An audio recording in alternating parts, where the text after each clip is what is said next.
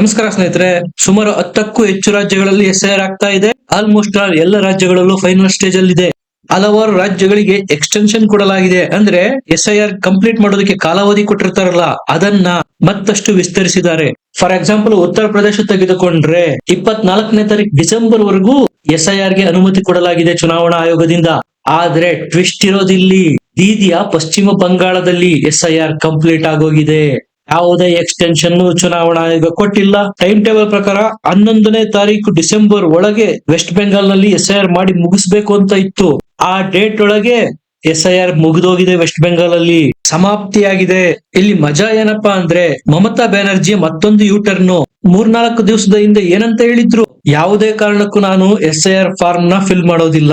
ಚುನಾವಣಾ ಆಯೋಗ ಅದೆಂಗೆ ನನ್ನ ಓಟ್ ಕಟ್ ಮಾಡುತ್ತೋ ಮಾಡ್ಲಿ. ಇದಕ್ಕೆ ನೋಡಿ ಹೇಳೋದು, ಒಣ ಜಂಬ, ದುರಹಂಕಾರ, ಜಟ್ಟಿ ನೆಲಕ್ಕೆ ಬಿದ್ರು ಮೀಸೆ ಮಣ್ಣಾಗ್ಲಿಲ್ಲ. ಎಸ್ಐಆರ್ ನಿಂದಾಗಿ ಅಂಡು ಸುಟ್ಟ ಬೆಕ್ಕಿನಂತಾಗಿದ್ದಾರೆ ದೀದಿ. ಮೋದಿ ಶಾ ಕೊಟ್ಟಿರತಕ್ಕಂತಹ ಬ್ಲಡ್ ಪ್ರೆಷರ್ ಗೆ ಬೆಡ್ ರಿಡನ್ ಆಗೋದೊಂದೇ ಬಾಕಿ. ಎಸ್ಐಆರ್ ಗೆ ನನ್ನ ವಿರೋಧ ಇದೆ, ನಾನು ನನ್ನ ಎಸ್ಐಆರ್ ಫಾರ್ಮ್ ನ ಫಿಲ್ ಮಾಡಿ ಕೊಡಲ್ಲ ಅಂತ ಹೇಳಿ ರಾಜ್ಯದ ತುಂಬಾ ಹೋರಾಡಿದ್ದು, ಚೀರಾಡಿದ್ದು, ಹಾರಾಡಿದ್ದು. ಇವರು ಕೋಲ್ಕತ್ತಾದ ಭವಾನಿಪುರ ಮತದಾರರ ಕ್ಷೇತ್ರದಲ್ಲಿ ಬರ್ತಾರೆ ಮಮತಾ ಬ್ಯಾನರ್ಜಿ. ಅಲ್ಲೇ ಈಕೆ ಓಟ್ ಇರೋದು. ನನ್ನ ಹೆಸರು ಮತದಾರರ ಪಟ್ಟಿಯಲ್ಲಿ ಬಿಟ್ಟೋದ್ರೂ ಪರವಾಗಿಲ್ಲ, ನಾನು ಎಲೆಕ್ಷನ್ ಕಮಿಷನ್ ಮುಂದೆ ಜಗ್ಗಲ್ಲ ಬಗ್ಗಲ್ಲ ಅಂತ ಪುಂಖಾನುಪುಂಖವಾಗಿ ಹೇಳಿದ್ದು. ಒಂದು ವೇಳೆ ದೀದಿ ಏನಾದ್ರೂ ಫಾರ್ಮ್ ಫಿಲ್ ಮಾಡದೆ ಹೋಗಿದ್ರೆ ಚುನಾವಣೆಗೆ ಸ್ಪರ್ಧೆ ಮಾಡೋದಕ್ಕೆ ಬರ್ತಾ ಇರ್ಲಿಲ್ಲ, ವೋಟ್ ಹಾಕೋದಕ್ಕೆ ಬರ್ತಾ ಇರ್ಲಿಲ್ಲ. ಇನ್ನು ಸಿಎಂ ಆಗೋದು ಕನಸಿನ ಮಾತು. ಯಾಕಂದ್ರೆ ಇದು ಒಂದು ಅರ್ಹತೆ. ನೀವು ಎಲೆಕ್ಷನ್ ಗೆ ಕಂಟೆಸ್ಟ್ ಮಾಡ್ಬೇಕು ಅಂದ್ರೆ ಯಾವುದಾದ್ರೂ ಒಂದು ಭಾರತದ ಮತದಾರರ ಕ್ಷೇತ್ರದಲ್ಲಿ ಹೆಸರನ್ನು ನೋಂದಾಯಿಸಿರ್ಬೇಕಾಗತ್ತೆ, ಭಾರತದ ನಾಗರಿಕರಾಗಿರ್ಬೇಕಾಗತ್ತೆ. ಹಂಗಾದ್ರೆ ಮಮತಾ ಬ್ಯಾನರ್ಜಿಗೆ ಇದು ಯಾವ್ದು ಗೊತ್ತಿಲ್ವಾ? ಎಲ್ಲಾ ಗೊತ್ತಿದೆ. ಗೊತ್ತಿದ್ದು ನಾಟಕ, ಡ್ರಾಮಾ. ಇದನ್ನು ಮಾಡೇ ತಾನೇ 3 ಬಾರಿ ಅಧಿಕಾರಕ್ಕೆ ಬಂದಿರೋದು. ಇಲ್ಲದೆ ಇರುವ ಗಾಯವನ್ನು ತೋರಿಸಿ ಬ್ಯಾಂಡೇಡ್ ಸುತ್ತಿ ವೀಲ್ ಚೇರ್ ಅಲ್ಲಿ ಬಂದು 1-2 ಇವರು ಲಾಸ್ಟ್ ಟೈಮ್ ನಾಟಕ ಮಾಡಿದ್ದು. ಪಶ್ಚಿಮ ಬಂಗಾಳದ ಜನ ಅದೆಲ್ಲವನ್ನು ನೋಡಿ ಕರಗೋಗ್ಬಿಟ್ರು. ಆದ್ರೆ ಈ ಬಾರಿ ಅದ್ಯಾವ ಚಾನ್ಸು ಇಲ್ಲ. ಹಾಗಾಗಿ ಉಳಿದಿರೋ ಆಪ್ಷನ್ ಏನು? ಚುನಾವಣಾ ಆಯೋಗ. ಅದಕ್ಕೆ ಎದುರಿಸೋದು, ಬೆದರಿಸೋ ತಂತ್ರ. ಇದೇ ಮಮತಾ ಬ್ಯಾನರ್ಜಿ ಮೊನ್ನೆ ತಾನೇ ನಾನು ಹೇಳಿದೆ, ಬಿಗ್ಗೆಸ್ಟ್ ಯೂಟರ್ನ್ ತೆಗೆದುಕೊಂಡಿರೋದು ವಕ್ಫ್ ಬಿಲ್ ವಿಚಾರದಲ್ಲಿ.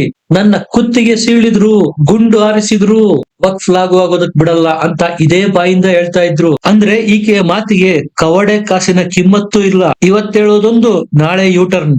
ಪಶ್ಚಿಮ ಬಂಗಾಳದಲ್ಲಿ ಒಟ್ಟಾರೆ 84,000 ವಕ್ಫ್ ಪ್ರಾಪರ್ಟೀಸ್ ಇರೋದು. ಈ ದೀದಿಯ ಮಾತು ಕಟ್ಕೊಂಡು ಯಾರು ರಿಜಿಸ್ಟ್ರೇ ಮಾಡಿಲ್ಲ, ಕೇವಲ 1% ಮಾತ್ರ ರಿಜಿಸ್ಟರ್ ಆಗಿರೋದು. ಸ್ಪಷ್ಟ. ದೀದಿಯ ಮಾತು ನಂಬಿದ ಮುಸಲ್ಮಾನರು ನಡು ನೀರಲ್ಲಿ ಮುಳುಗೋಗಿದ್ದಾರೆ. ಅದರ ನಡುವೆ ಈ ಹುಮಾಯೂನ್ ಕಬೀರ್ ನ ನಾಟಕ, ಡ್ರಾಮಾ ಎಲ್ಲ ನೋಡ್ತಾ ಇರ್ಬೋದು. ಯಾರೆಲ್ಲ ಮಮತಾ ಬ್ಯಾನರ್ಜಿಯನ್ನು ನಂಬಿ ಹೋಗ್ತಾರೋ ಹಳ್ಳಕ್ಕೆ ಬೀಳೋದು ಗ್ಯಾರಂಟಿ. ಮಜಾ ಏನಪ್ಪಾ ಅಂದ್ರೆ, ನಾನ್ ಫಾರ್ಮ್ ಫಿಲ್ ಮಾಡಲ್ಲ ಅಂತಾನೆ 11ನೇ ತಾರೀಕು 4:45 ಫಾರ್ಮ್ ಫಿಲ್ ಮಾಡಿ ಸಬ್ಮಿಟ್ ಸಹ ಮಾಡ್ಬಿಟ್ಟಿದ್ದಾರೆ ಚುನಾವಣಾ ಆಯೋಗಕ್ಕೆ. ಇನ್ನು ಕೇವಲ 15 ನಿಮಿಷ ತಡ ಆಗಿದ್ರು ಡೆಡ್ ಲೈನ್ ಕ್ರಾಸ್ ಆಗಿ ಹೋಗ್ಬಿಡ್ತಾ ಇತ್ತು. ಯಾಕಂದ್ರೆ 11ನೇ ತಾರೀಕು 5 ಗಂಟೆ ಲಾಸ್ಟ್. ಇಲ್ಲೂ ದೀದಿಗೆ ಉಲ್ಟಾ ಆಗಿರೋದು. ನಾನು ಫಾರ್ಮ್ ಫಿಲ್ ಮಾಡಲ್ಲ ಅಂತೇನೋ ಅನೌನ್ಸ್ ಮಾಡಿಬಿಟ್ರು. ಇವರ ಮಾತು ಕೇಳ್ಕೊಂಡು ಟಿಎಂಸಿಯ ದೊಡ್ಡ ಕೇಡರು, ಕಾರ್ಯಕರ್ತರು ಫಾರ್ಮ್ ಫಿಲ್ ಮಾಡಿಲ್ಲ, ಕೊಟ್ಟಿಲ್ಲ. ಅವ್ರ ಕತೆ ಏನು? ಗೋವಿಂದ. ಈಗ ಏನ್ ಮಾಡ್ಬೇಕಾಗತ್ತೆ? ಚುನಾವಣಾ ಆಯೋಗ ಲೀಸ್ಟ್ ಅನೌನ್ಸ್ ಮಾಡುತ್ತೆ. ಅದರಲ್ಲಿ ಅವ್ರ ಯಾರ ಹೆಸರು ಬರೋದಿಲ್ಲ. ಮತ್ತೆ 1 ತಿಂಗಳ ಕಾಲಾವಕಾಶ ಕೊಟ್ಟಿರ್ತಾರೆ. ಆಗ ಫಾರ್ಮ್ 6 ಫಿಲ್ ಮಾಡಿ ಕೊಡ್ಬೇಕಾಗತ್ತೆ. ಇಂತಹ ಎಡವಟ್ಟು ಮಾಡಿಟ್ಟಿರೋದು ಮಹಾತಾಯಿ ಮಮತಾ ಬ್ಯಾನರ್ಜಿ. ಸ್ನೇಹಿತರೆ, ಇವ್ರು ಹೆಂಗೆ ಕಳ್ಳಾಟ ಆಡ್ತಾ ಇದ್ರು ಗೊತ್ತಾ? ನಿಜವಾಗಿ ಇವ್ರು ವೋಟ್ ಚೋರಿ ಮಾಡ್ತಾ ಇದ್ದದನ್ನ ಹೇಳ್ತೀನಿ ಕೇಳಿ. ಕೋಲ್ಕತ್ತಾ ನಗರದಲ್ಲಿ ದೊಡ್ಡ ಅಪಾರ್ಟ್ಮೆಂಟ್ ಗಳಿದಾವೆ. ಒಂದು ಅಪಾರ್ಟ್ಮೆಂಟ್ ಅಲ್ಲಿ ಮಿನಿಮಮ್ ಅಂದ್ರೂ ಒಂದು 150-200 ಮನೆ ಅಂತೂ ಇದ್ದೇ ಇರುತ್ತೆ. 500 ಜನಸಂಖ್ಯೆ ಇರುತ್ತೆ. ಕಡಿಮೆ ಅಂದ್ರೂ 350-400 ವೋಟ್ ಅಂತೂ ಇದ್ದೇ ಇರುತ್ತೆ ಒಂದು ಬಿಲ್ಡಿಂಗ್ ಅಲ್ಲಿ. ಇದು ಒಂದು ದೊಡ್ಡ ಸೊಸೈಟಿ ಅಂತ ಕರೀತಾರೆ. ಇಂತಹ ಸೊಸೈಟಿನಲ್ಲಿ ಕಂಪಲ್ಸರಿಯಾಗಿ ಒಂದು ಪೋಲಿಂಗ್ ಬೂತ್ ಎಸ್ಟಾಬ್ಲಿಷ್ ಮಾಡಬೇಕು. ಈ ಚುನಾವಣಾ ರಿಸಲ್ಟ್ ಅಲ್ಲಿ ಸ್ಪಷ್ಟವಾಗಿ ಗೊತ್ತಾಗ್ಬಿಡ್ತಾ ಇತ್ತು. ಕೌಂಟ್ ಆದ ತಕ್ಷಣ ಆ ಸೊಸೈಟಿಯವರು ಯಾವ ಪಕ್ಷಕ್ಕೆ ವೋಟ್ ಹಾಕಿದರೆ ಅಂತ ಗೊತ್ತಾಗ್ಬಿಡ್ತಾ ಇತ್ತು.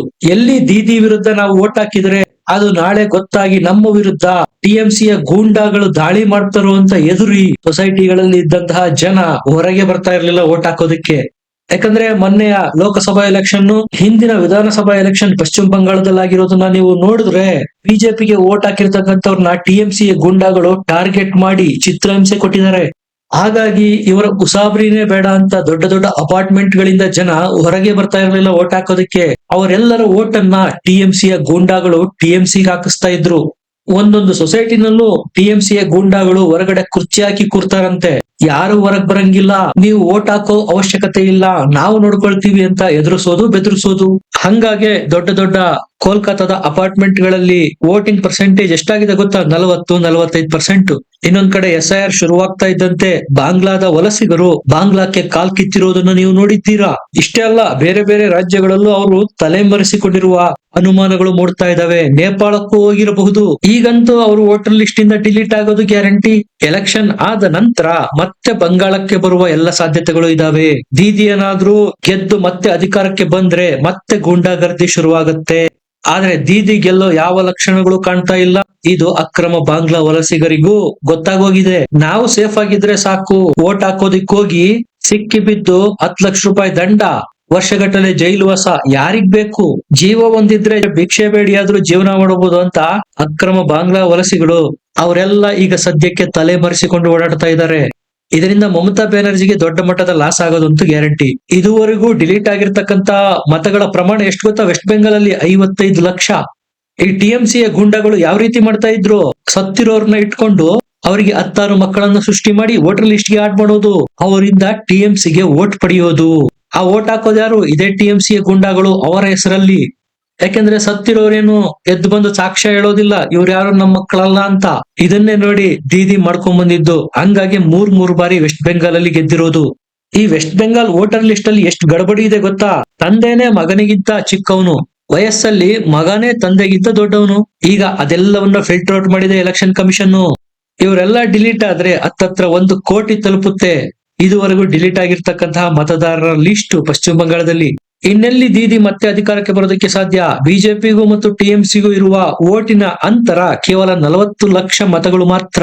55 ಲಕ್ಷ ಇದುವರೆಗೂ ಮತದಾರ ಪಟ್ಟಿಯಿಂದ ಬಿಟ್ಟಿದ್ದಾರೆ ಅಂತಂದೆ. ಇದು ASDD ಅಂತ, absent, shifted, dead and duplicate ಅಂತ. ಈ ASDD ಇರ್ತಕ್ಕಂತಹ ವೋಟ್ ಗಳನ್ನ ಲಿಸ್ಟ್ ಇಂದ ಡಿಲೀಟ್ ಮಾಡ್ತಾರೆ. ಇಷ್ಟು ದಿವಸ ಇವರೆಲ್ಲ ವೋಟ್ ಹಾಕಿ ಹೋಗ್ಬಿಡ್ತಾ ಇದ್ರು ದೀದಿಗೆ. ಸತ್ತವರು ಸಹ ಎಲೆಕ್ಷನ್ ದಿನ ದೀದಿಯ ಟಿಎಂಸಿಗೆ ವೋಟ್ ಹಾಕಿ ಹೋಗ್ಬಿಡ್ತಾ ಇದ್ರು. ಈಗ ಫೈನಲ್ ವೋಟರ್ ಲಿಸ್ಟ್ ಅನೌನ್ಸ್ ಆಗುತ್ತೆ. ಅದು ಅನೌನ್ಸ್ ಆಗೋದಕ್ಕೇನಾದ್ರೂ ದೀದಿ ಮತ್ತೆ ಕಿರಿಕ್ ಮಾಡಿ ಡಿಲೇ ಮಾಡಿದ್ರು ಅಂದ್ರೆ ಎಲೆಕ್ಷನ್ ಡೇಟ್ ಅನೌನ್ಸ್ ಆಗೋದು ಡಿಲೇ ಆಗುತ್ತೆ. ಆಗ ಟರ್ಮ್ ಮುಗಿದ ನಂತರ ದೀದಿ ಅಧಿಕಾರದಿಂದ ಇಳಿಬೇಕಾಗತ್ತೆ. ಎಲೆಕ್ಷನ್ ಡಿಲೇ ಆಗೋದ್ರಿಂದ ವೆಸ್ಟ್ ಬೆಂಗಾಲ್ ನಲ್ಲಿ ರಾಜ್ಯಪಾಲರ ಆಳ್ವಿಕೆ ಬೈ ಆಟೋಮೆಟಿಕ್ ಲಾಗು ಆಗ್ಬಿಡುತ್ತೆ. ಆಗ ಅಲ್ಲಿಯ ಆಡಳಿತದ ಚಾಬಿ ಕೇಂದ್ರ ಸರ್ಕಾರಕ್ಕೆ ಸಿಗುತ್ತೆ. ಹಾಗಾಗಿ ಹೇಳಿದ್ದು ದೀದಿಗೆ ಅತ್ತ ದರಿ ಇತ್ತ ಪುಲಿ. ಎಷ್ಟು ಫ್ರಸ್ಟ್ರೇಟ್ ಆಗಿದ್ದಾರೆ ದೀದಿ ಅಂದ್ರೆ, ಅಮಿತ್ ಶಾ ಮತ್ತು ಮೋದಿಯನ್ನ ದುರ್ಯೋಧನ ದುಶ್ಯಾಸನಿಗೆ ಹೋಲಿಸಿದ್ದಾರೆ. BLOಗಳು ಇನ್ಯುಮರೇಷನ್ ಫಾರ್ಮ್ ಕೊಡೋದಕ್ಕೆ ಬಂದ್ರೆ ಸ್ವೀಕಾರ ಮಾಡಬೇಡಿ, ಫಿಲ್ ಮಾಡಬೇಡಿ, ಒಬ್ರು ಮತದಾರರ ಲಿಸ್ಟ್ ಇಂದ ಏನಾದ್ರು ಬಿಟ್ಟು ಹೋದ್ರೆ ದಂಗೆ ಏಳಿಸ್ಬಿಡ್ತೀನಿ ಅಂತಾರೆ ದೀದಿ. ಅಷ್ಟೇ ಅಲ್ಲ, ಬಂಗಾಳದ ಹೆಣ್ಣು ಮಕ್ಕಳನ್ನ ನಿಮ್ಮ ಅಡುಗೆ ಮನೆಯಲ್ಲಿರ್ತಕ್ಕಂತ ಕೈಗೆ ಸಿಕ್ಕ ಪಾತ್ರೆಯನ್ನ ತೆಗೆದುಕೊಂಡು ಚುನಾವಣಾ ಆಯೋಗದ ಅಧಿಕಾರಿಗಳ ಮೇಲೆ ಎಸೀರಿ, SIR ಆಗೋದಕ್ಕೆ ಬಿಡಬೇಡಿ, ಫಾರ್ಮ್ ಫಿಲ್ ಮಾಡಬೇಡಿ, ಈ ರೀತಿ ಉಯಿಲೆಬ್ಬಿಸ್ತಾ ಇದ್ದಾರೆ ದೀದಿ ವೆಸ್ಟ್ ಬೆಂಗಾಲ್ನ ಹೆಣ್ಣು ಮಕ್ಕಳನ್ನ. ಆದ್ರೆ ಚುನಾವಣಾ ಆಯೋಗ ಟೊಂಕ ಕಟ್ಟಿ ನಿಂತಿದೆ. ಫ್ರೀ ಅಂಡ್ ಫೇರ್ ಎಲೆಕ್ಷನ್ ಬಂಗಾಳದಲ್ಲಿ ಮಾಡೇ ತೀರೋದಾಗಿ. ನಿಮ್ಗೆ ಏನನ್ಸುತ್ತೆ? ಕಮೆಂಟ್ ಮಾಡಿ, ಲೈಕ್ ಮಾಡಿ, ಚಾನಲ್ ನ ಸಬ್ಸ್ಕ್ರೈಬ್ ಮಾಡಿ. ಮತ್ತೆ ಸಿಗೋಣ. ನಮಸ್ಕಾರ.